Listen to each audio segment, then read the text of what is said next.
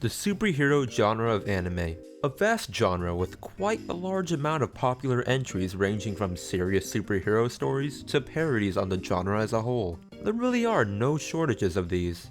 Hello everyone, this is the RPG Monger, and today I want to talk about just what it is about the superhero genre that leads it to having so many successes. I may be wrong in this notion, but I feel in recent years we've gotten a lot of popular superhero anime, some of which in my opinion haven't really gotten the recognition they deserved. So before I go into the anime that have advanced this genre in recent times, let me talk about what makes this genre an instant hit with most people. Now, I don't know about you, but as a child, for pretty much everyone, superheroes are a sense of wonder and inspiration for all children, and in my opinion, anime that uses those feelings of nostalgia to fuel it are the ones that really stand out. Let's go over a few of these, shall we? So first, let's talk One Punch Man, the anime that got so popular that, I'm not even joking, a year or so ago at a con near me, a guy actually punched a hole through a wall at the hotel he was staying at for the con. Like,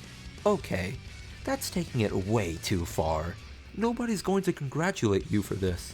Looks like you may have drunk a little bit too much of that quote-unquote punch at the con's rave. Though, enough on that little story of mine. When it comes to cons, I have way too many. Needless to say though, One Punch Man is a name that even people who haven't watched a bit of anime have heard of, and for good reason. The superhero genre is a genre that is not only incredibly popular today, but has deep roots and has for decades. So for One Punch Man to step in and not only make fun of the genre's over-the-top scenes and just anime tropes in general, it's no wonder why this anime exploded. Since one of the main staples of any superhero anime or just most shonen type shows is just having incredible fights, and I think we can all agree that over-the-top fights are some of the most satisfying things that anime has to offer, though then here came One Punch Man, taking a jab at the whole concept with his power to insta-kill literally anything, making fun of over-the-top villains with lengthy backstories. In my opinion, just on paper that's pretty genius, and puts One Punch Man on the map of one of the best parody anime without a doubt.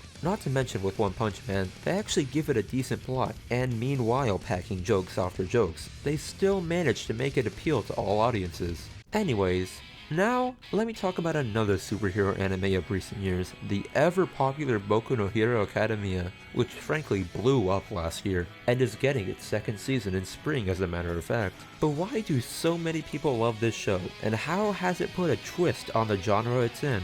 Well, at face value, it really hasn't done too much to revolutionize the genre, though what it has done that, yes, has been done before, but still completely works, is the story of a kid with no potential achieving his dream against all the odds. I think that even if it's been done forever now, those are always satisfying. Coupled with the school setting, it really does create for an interesting plot to say the least. Especially with All Might, the invincible Superman-esque hero who is famed for being unbeatable, though in actuality, he is really only like that for a short period of time, and is incredibly weak when his powers aren't active. That entire plot point is quite interesting, and personally, I do enjoy it when anime, and just shows in general, give actual character to characters who are OP or just seem OP.